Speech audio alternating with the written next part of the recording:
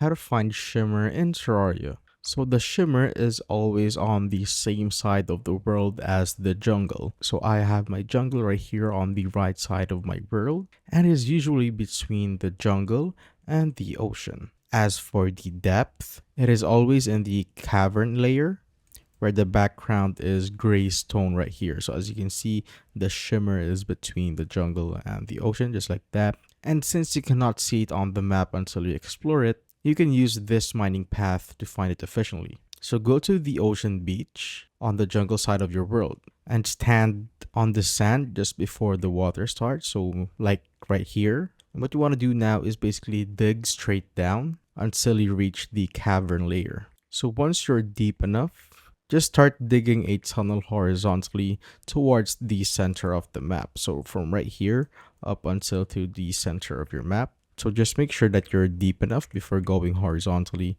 just like this. And you will know you are close when the background turns to a dark starry space, just like this. So from this, it will become like that in an instant when you're close. So just basically continue your path till you reach the Shimmer right here. So you can now go down. As you can see, we are now inside the Aether biome. And that is how I basically find the Shimmer in Terraria.